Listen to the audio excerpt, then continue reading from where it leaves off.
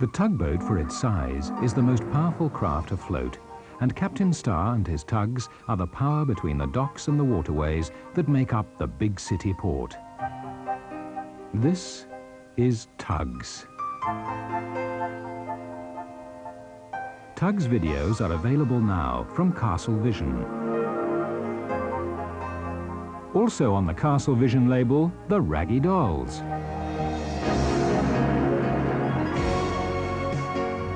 And fun and adventure down on Tumbledown Farm.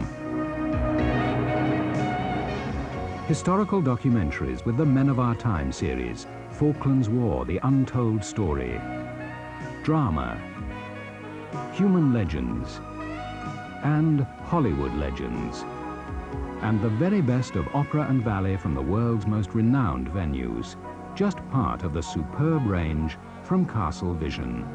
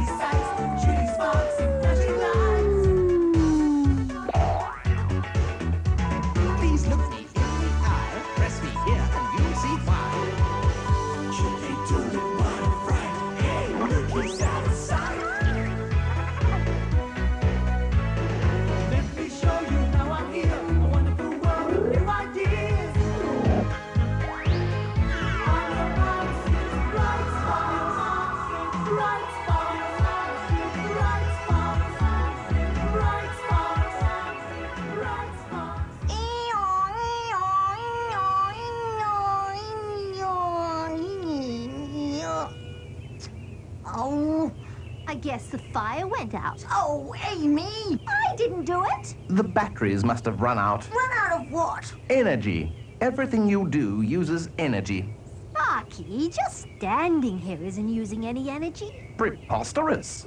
Whether you're standing, sitting, walking, talking, riding a bike, running a race, melting steel, or cooking a meal, you're using energy. Anything you do uses energy. But Sparky, we don't need batteries just to stand here. Oh, Alex, not all energy comes from batteries. Your energy comes from what you eat and drink, but other kinds of energy come from many Sparky! different things. Come on your marks. Oh, the green button, Alex. Oh. Sorry. On your marks. It's Bright Sparks!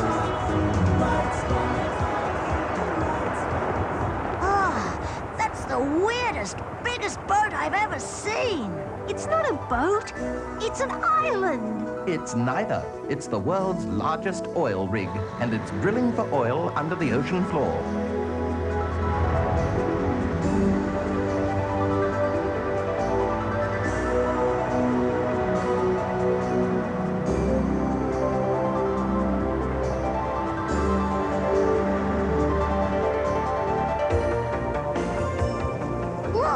Liquid licorice. It's called crude oil. Ooh, it's just black gooey stuff. Yes, but you can turn it into lots of different things which give you energy. Like licorice. No, like petrol to put in your car. Oh. So all the energy to run all those cars comes from crude oil? Exactly.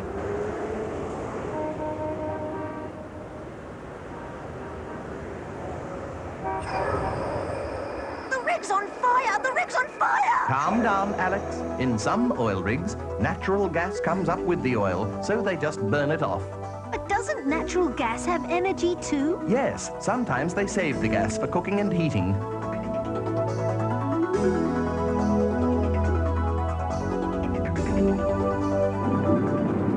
Oh! Careful, Sparky! They're blasting away the dirt at the top of the mountain so they can get to the coal seams underneath.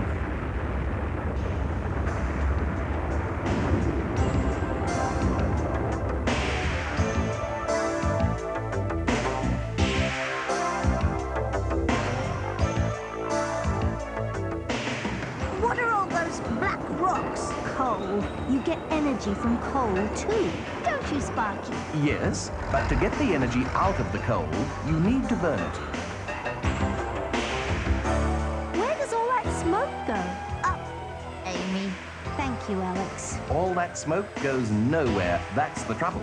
Whenever you burn coal or oil or gas, the smoke floats up and stays in the air, causing the greenhouse effect. Ah, it turns the houses green. No, the greenhouse effect means the Earth is getting hotter and hotter. The smoke traps the heat from the sun around the Earth.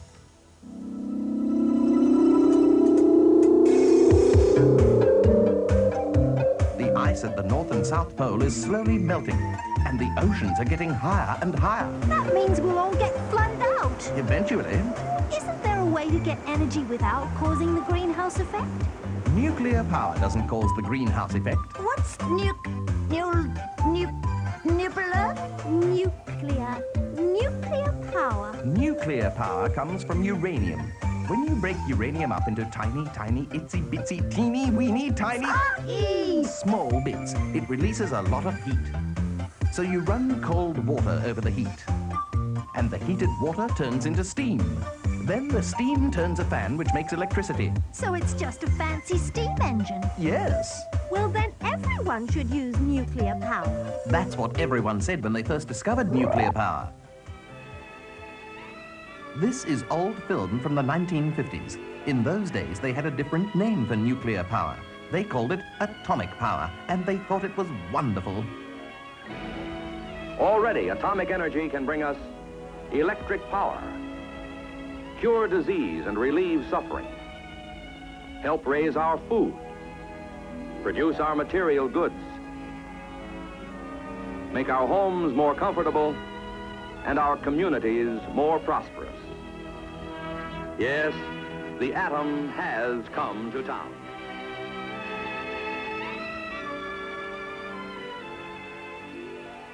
Since those days, people have found out that nuclear power has some big problems too.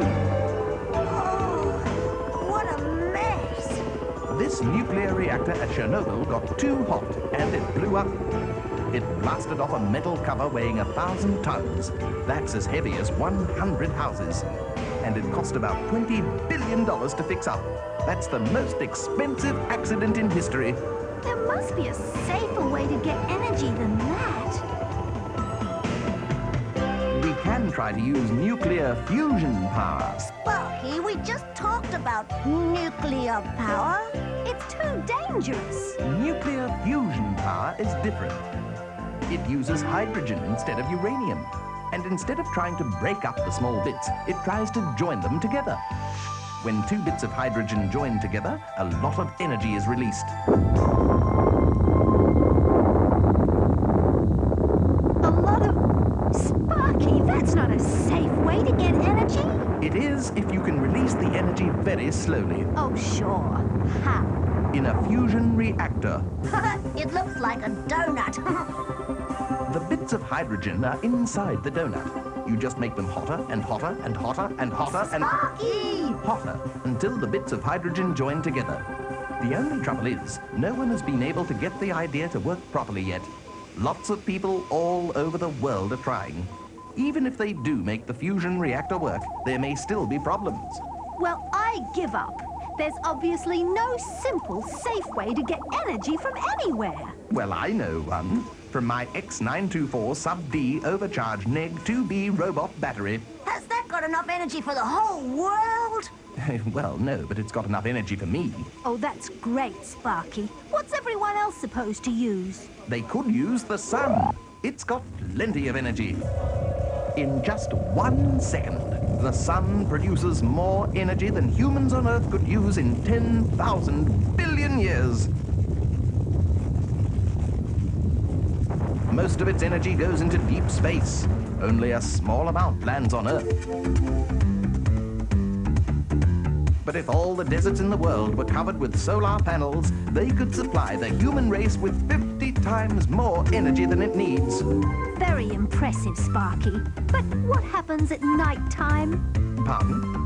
There's no sun at night. How do we get energy then? Ah, yes. Well, one plan is to store the solar energy in these large rings. Then at night, you just take the energy out of the rings and put it into the buildings where it's needed. Another way of getting solar energy is to bounce sunlight from a whole bunch of mirrors onto a central tower. I bet it's hot up there. Hot enough to melt you. The heat is used to turn water into steam, and the steam is used to make electricity. So it's just a fancy steam engine too. Yes, but unlike the steam engine in a nuclear reactor, this one doesn't make much electricity. Just enough for 19 families. 19 families? Is that all? It doesn't seem worth it. Well, that's what the people in France said before they closed it down. This is the Dead Sea. What happened to it? What? The sea. Why did it die? It didn't. Then, oh, Alex, it's called the Dead Sea. That's just its name, okay? Why? It's called the Dead Sea because no fish live in it. Why? Alex! Because the water in the Dead Sea is very, very salty. Fish can't live in really salty water. That's weird. What's really weird is that this salty water traps the energy from the sun at the bottom of the pond. The water at the bottom of the pond is hot enough to boil an egg.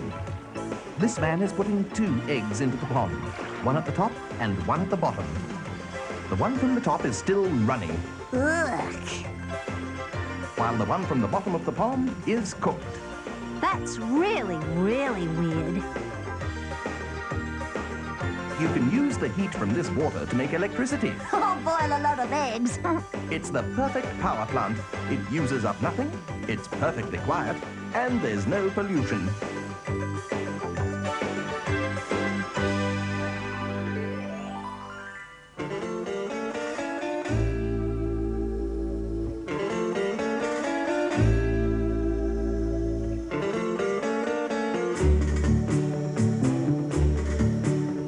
This is the Spanish Tower of Power. It looks like a space rocket. It's just a big chimney. That's the beauty of it. It's so simple. The chimney is just a large hollow tube. Around the bottom is a big skirt made of very thin plastic, which stretches across the desert floor. Hot air is trapped underneath the skirt and rushes up the chimney. As the hot air rushes up the chimney, it turns a fan, which makes electricity. Simple. So very, very easily, terribly, beautifully simple. Let's get out of here before your circuits fuse. Okay.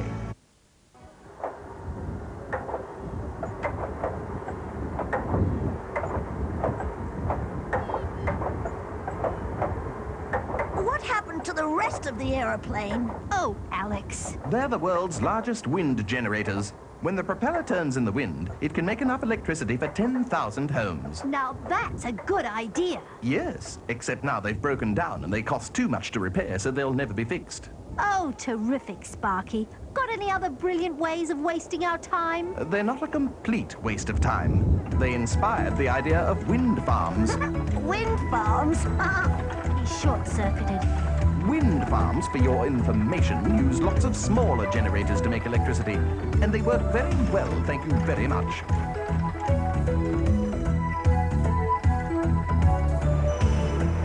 As well as wind, water can also give you energy. When the sun hits the ocean, the water turns into steam. The steam floats up and forms rain clouds. When the rain falls, the water runs down into dams and through the turbines, so it can make electricity. In Norway, they use the energy of the waves to create electricity with this water column. Waves into the bottom of this steel cylinder and push the air up and down.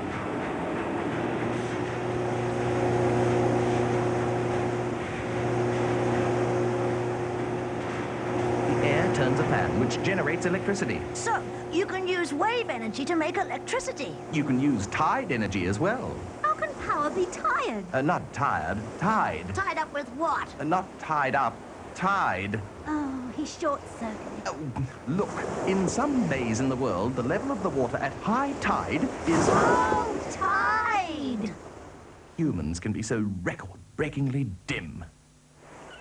In some bays, the level of water at high tide is very different from the level of water at low tide. That poor boat is really stranded. The change in tide forces the water through the turbines, and as the turbines spin, they make electricity. It's simple.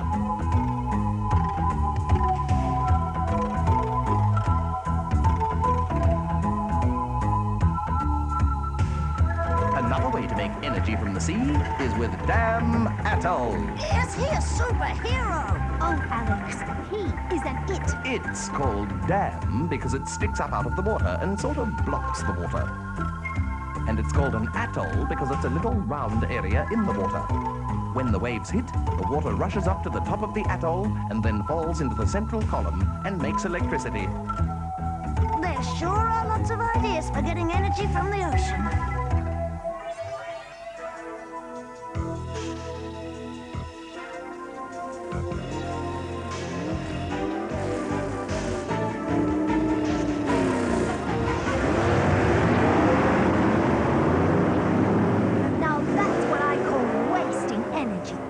Those cars aren't wasting energy, Amy. They're using it very efficiently by running on alcohol. That's so silly. They'll get drunk and crash. The cars are running on alcohol, not the drivers. Alcohol is a very useful form of energy, and it's very easy to make from sugarcane. You just crush up the plants, then add yeast, which turns this mulch into alcohol. In Brazil, 1 in every 5 cars runs on alcohol instead of petrol, so there's less pollution in the air.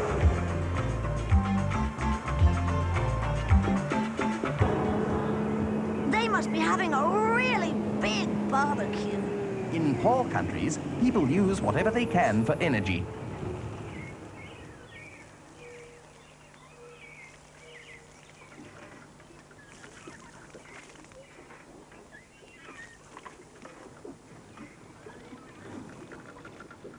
What is a good energy source? At least it's free. Yes, but people are not planting new forests as fast as they're knocking down the old ones. That means they'll run out of wood. That's exactly what's happening. Poor people are having to find other ways to get energy. This lady is cooking on a methane stove. You can make methane from cow dung, or any animal droppings, or even garbage. Ugh. Sparky, that's truly gross. Probably the best way to use energy is to save energy. That's as clear as mud. It's not just poor people that have a problem with energy.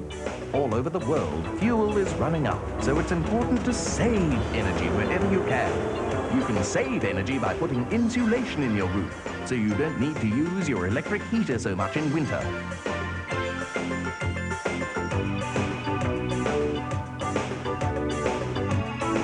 This car is specially designed to use less than 1/5 of the petrol a normal car would use, and that saves energy.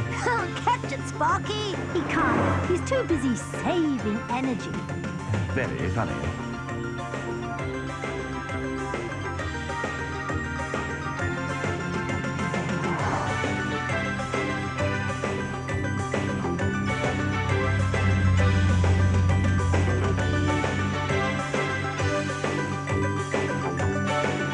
There are other ways to save energy too.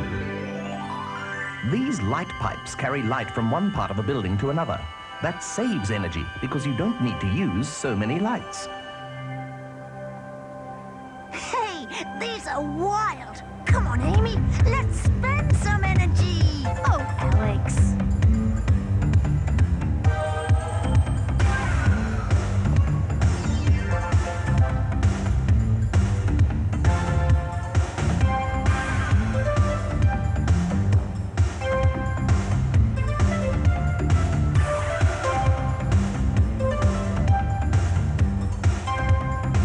Humans can be so confusing.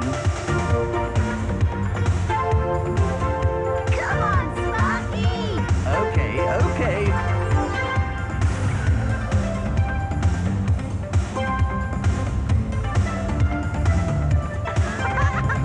Look at him go! Way to go! Get down and jive.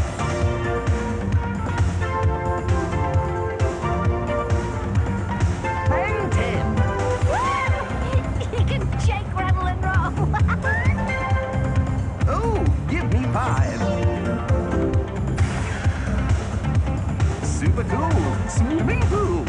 Unreal. Orange peel. Oh, yeah. Get down, baby. Staying alive. Come here often, do you? Sparky! Oh, that's great! Woohoo! Really Sparky! Go, Sparky!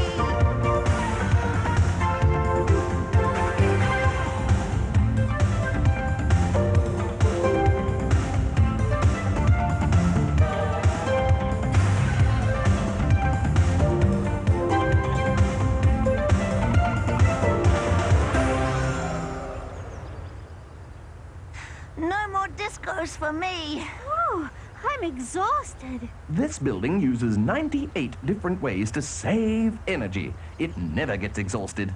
It probably doesn't go dancing much. Yes.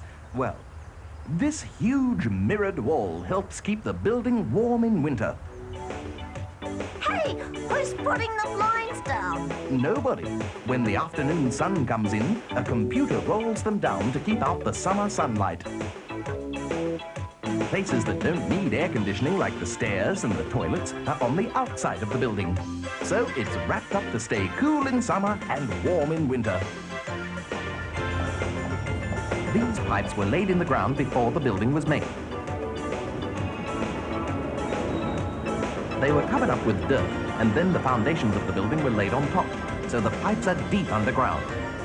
These pipes are used to heat the building. At the end of summer, heated water from the roof is pumped down into the pipes. Because the pipes are so deep, it takes months for the heat to rise out of them. So in winter, the heat slowly rises back up through the building and keeps it warm. These trees, planted on the sunny side of the building, lose their leaves in winter. So they give shade in summer, but let the light and warmth through in winter. One day soon, we will all need to live in buildings and houses that save energy.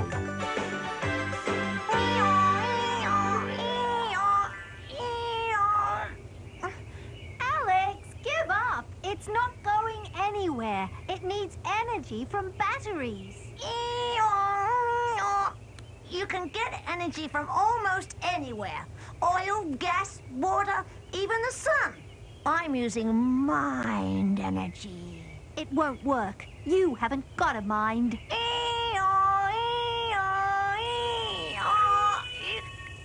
That's impossible. You're impossible. You're boring. Says who? I do. Oh, yeah? Alex! Amy! Where are you going? Home, but I'll be back. Goodbye. Goodbye. Oh, he was wonderful, Amy. He was really, really, really, really... Alex! That tic-tac. Fantastic, Alex. Bright sparks, bright sparks.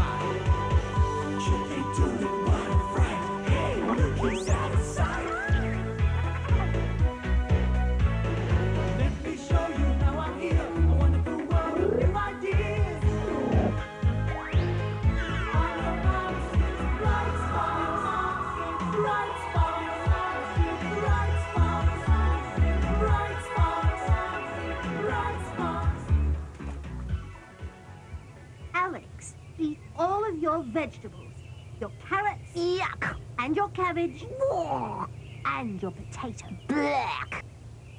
Did someone say potato? I said potato. Ladies and gentlemen, I can show you a place where they grow 1,000 different types of potato. Do any of them taste like chocolate? No, sir, but with food these days, anything is possible. Wow. Sparky, food is food.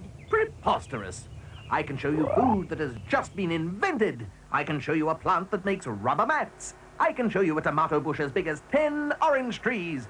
I can show you an ice cream bean. Oh, I love ice cream. Oh, Alex. Food is the most exciting thing in the world. Come on, there's more to see. On your marks. Oh, the green button, Alex. Oh. Sorry. Okay, on your marks. It's bright sparks. Where are we? Peru. Who? Peru. This is where potatoes come from. They've been growing here for 10,000 years. Only in the last few hundred years have they moved to other parts of the world, Like to our house. like to your house. You mean my potatoes came all the way from Peru? Oh, Alex, now potatoes are grown all over the world, but originally they grew here in Peru.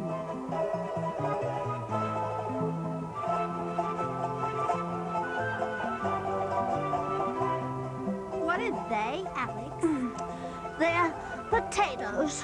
What are you going to do as soon as you get home, Alex? I'm not going to eat my potatoes. Oh, yes, you are. For a long time, people outside Peru believed the potato was poisonous. I can believe that. Alex, the potato is so good for you that these Peruvians practically live on them. And just look how healthy she is. Uh-huh.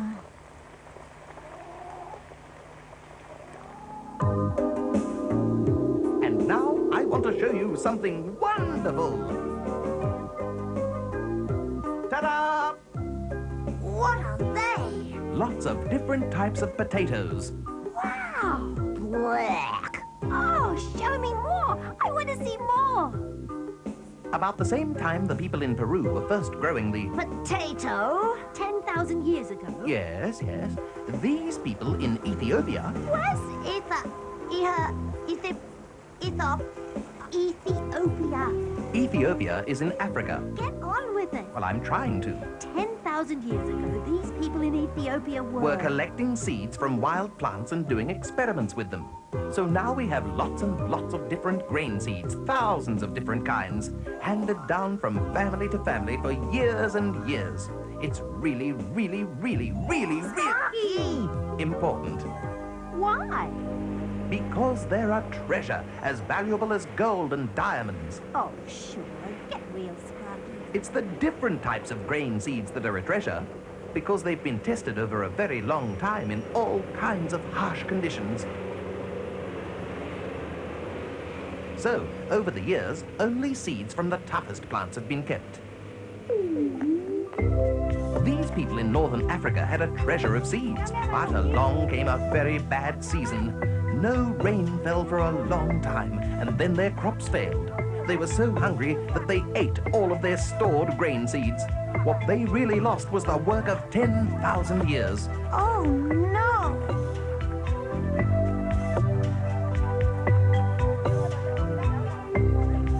Other farmers in America did not bother to keep treasures of different types of seeds. A few years ago, they got into big trouble because they had only one type of corn seed. A disease came along and killed all of their crops. But it's not all bad. Do you like rice? Black. But have you tasted all the different kinds? How many are there? Lots and lots and lots and lots and lots. There are 100,000 different types of rice. 100,000? And here, in the Philippines, there were 9,000 different kinds, until the people were given just one kind to grow, a super rice. For Superman! Super people, Alex. I bet that died too, like in South America. No, more rice grew.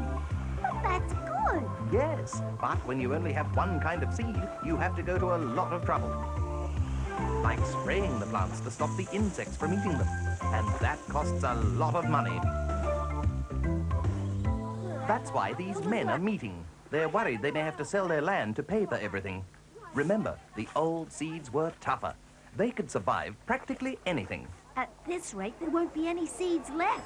Looks like there's plenty here. Yes, but it's all one kind of seed. If it dies out, the farmers could be in big trouble. Look, a road made of rice. Oh, Alex. The rice is put on the road so it can be sorted and dried out. Hey, get off the rice.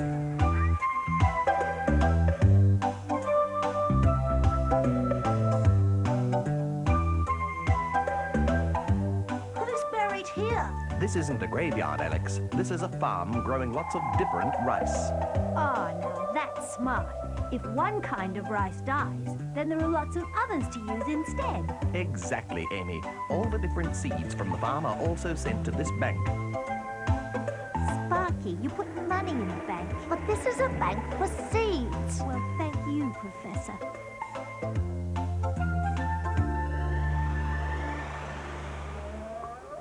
And to add to the bank, there are people in the world looking for different kinds of seeds and plants, like my friend Dr. Wiedmeyer. You mean his job is to travel to exciting places? Yes, he talks to the people who grow the plants and finds out what they use them for. Oh, I'd like to do that. But you'd have to get your hands dirty, Amy. I'd wear gloves. This is oca, the second biggest root crop in Peru after potatoes. Oh, it's very sweet and delicious. The amaranth plant is one of Dr. Wiedmeyer's favorites. Amaranth? Sounds like you're lisping. No. The amaranth plant is over 10,000 years old.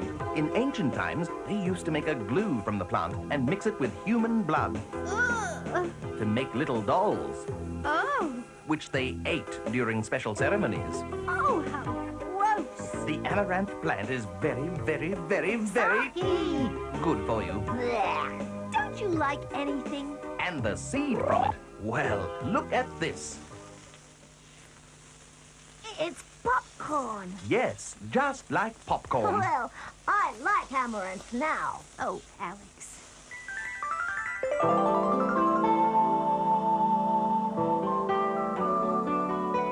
Dr. Wiedmeyer has discovered, well, really rediscovered, the most amazing plants, like tarwee. Who? Tarwee. They're beans like... Jelly beans? No, they're like soybeans, and they're just as good for you. Oh.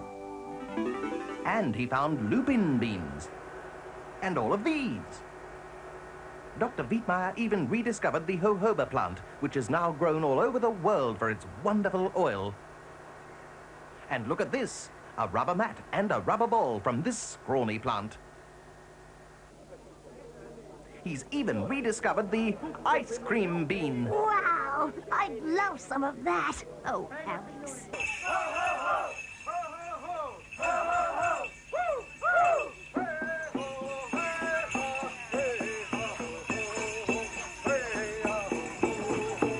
One of the first new places for Dr. Wiedmeyer's jojoba plant to grow was here in the Egyptian desert. But nothing grows in the desert. It doesn't until you add water. But plants can't grow in sand. Some plants do. You just have to choose them very carefully. This tiny tree is 4 years old, and it's the wrong type of tree for the desert. This tree is also 4 years old, but it's the right tree for the desert.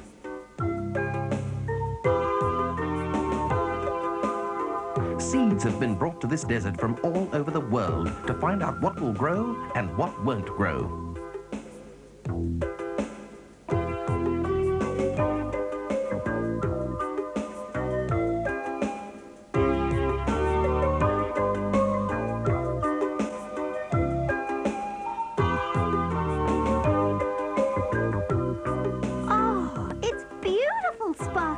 Yes, it's beautiful to see a desert flowering and feeding its people.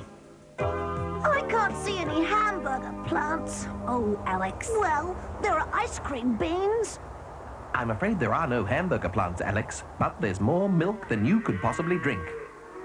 Wow! Look at all those cows. Yes, this is the world's largest dairy farm. It has 18,000 cows right here in the middle of the Saudi Arabian desert. Phew, that's a lot of milk. Yes, 150,000 litres of milk each day, to be exact. That's a third of the country's milk.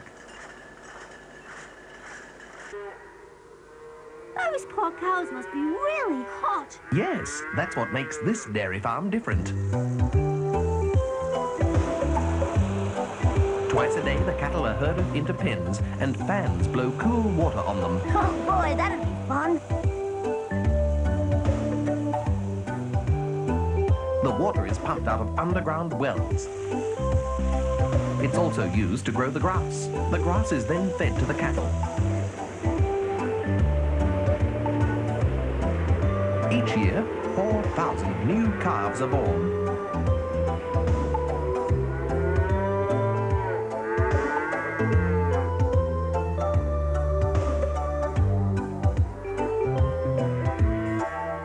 Look, twins.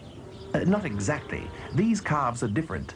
They live in Australia, and they've come from cloning. Cloning? Cloning, Alex. Oh, cloning. You mean making things look exactly alike? Yes, these two calves were cloned. And now, plants are cloned.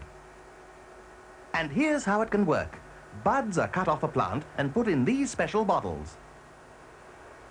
They grow for 10 days. Then the new buds are cut from them, and they grow for 10 days. And then you cut the new ones, and then the new ones, and the new ones, and then the new ones, and the new ones, and the new ones, and the new ones. Alex! Oh, you just keep cutting for a while. My old friend, Mr. Taylor, has been working on cloning all his life. In his laboratory, he can take one strawberry and turn it into 15 billion strawberries in a single year. Oh, yummo! He's even trying to grow strapples. Strapples? Strapples, a cross between an apple and a strawberry. He's short-circuited. No, I haven't. You can make up all kinds of fruit and vegetables. Oh, like chocolate potatoes? Not quite, but like cher apples. I know, a cross between cherries and apples. Exactly. Well, I don't believe you can cross strawberries with apples or with cherries or with anything. Oh, yes, you can. By changing its DNA molecule. This is a DNA molecule. It's very, very, very, very, very Sparky! tiny. So tiny, you can only see it under a microscope. Oh, isn't it pretty? A DNA molecule helps decide what color something is, and what shape it is, and what it tastes like. Now you can change that by taking away one part of the molecule and replacing it with a part of another molecule. So you can put part of an apple with part of a strawberry and make a Strapple. You can also change the DNA molecule in a plant to make it stronger. This truck is spraying a weed killer onto these weeds. It kills the weeds very well. The trouble is, it kills all the other plants too. Well, that's really useful. Normally, the weeds are sprayed before the plant seeds have sprouted and poked their leaves above the ground.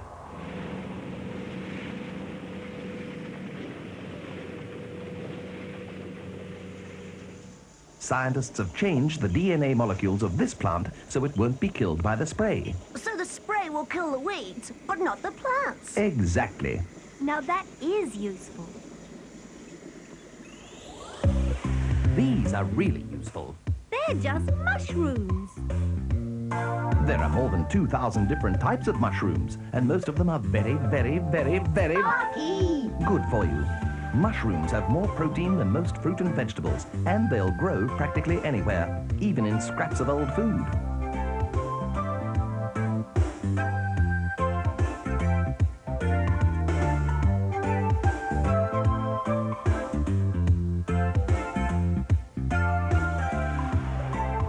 Look at this guy. He's not making up. Look, a mushroom shake. The Chinese people have been using mushrooms as a medicine for heart problems for 800 years. But I thought a mushroom was just fungus. It is, but fungus is very useful. You can even use it to make cheese. You make cheese with mushrooms? Oh, Alex, you use a different type of fungus, not mushrooms.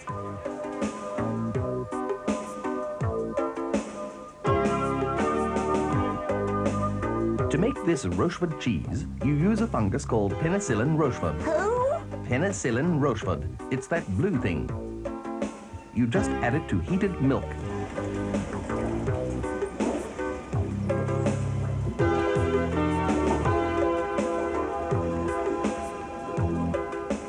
After 2 hours, the milk is turned into a cheesy paste. It's then put into molds to give it that round shape.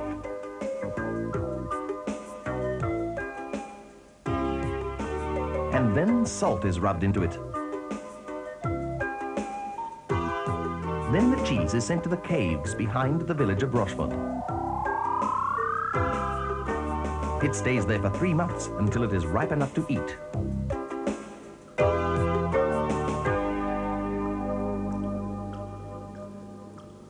Sparky, fruit gets ripe, not cheese. This cheese gets ripe. Try some. Blech. No thanks. That looks like an aquari. One of those places with fish. An aquarium with lettuces? It's not an aquarium. I know it's not an aquarium. It's a plant nursery, isn't it, Sparky? No, it's a supermarket in Japan. Yes, that's what I thought it was. Oh, you did not. Ahem. What is amazing is that these lettuces are growing in the supermarket.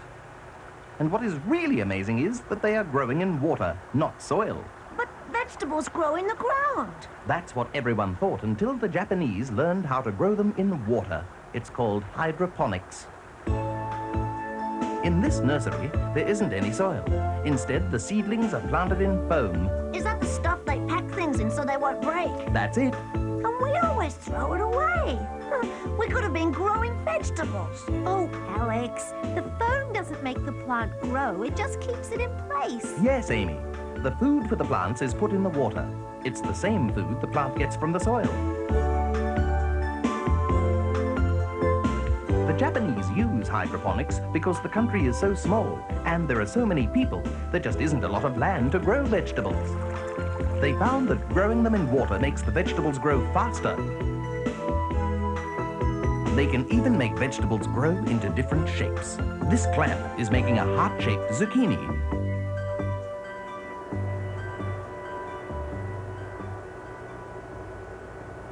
What's that machine? Everything here is run by computers.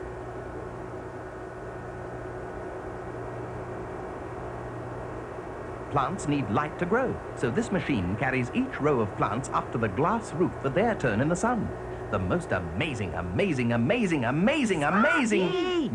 plant is this tomato plant, which is really as big as a tree. It is only 9 months old, and it's already produced 20,000 tomatoes. Oh boy, that's a lot of ketchup. They're not going to make ketchup with all of these tomatoes, Alex. How would you know, Amy? One day, when spaceships take humans to live on other planets, there will probably be hydroponic gardens on board. Spaceships? Yes. Of course, you'll have to make ketchup and all your own food when you humans are living in space. And that's why they're building this place, Biosphere 2. Where's Biosphere 1? You're standing on it. It's Earth. Oh. When Biosphere 2 is finished, 8 people will lock themselves in and not come out for 2 years. Why? It's a test, Alex. Yes, to see whether people can live and work together happily for 2 years. There'll be a lot of arguments, I bet. There would be if you were there. They'd make you eat all your vegetables, Alex. Oh, yes. They'll have to grow their own food and make their own clothes. They'll even have animals and birds living with them.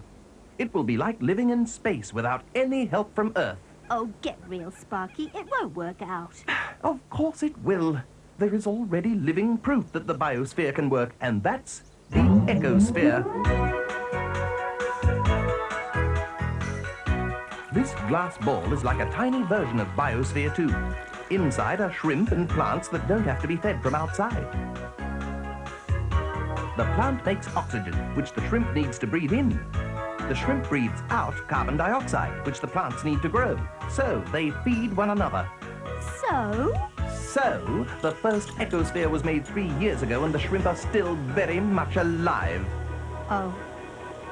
They're cooking the ecosphere. Oh, Alex. That's just the way they close up the top. Each ecosphere is sealed off from the outside world. Just like the biosphere. Exactly.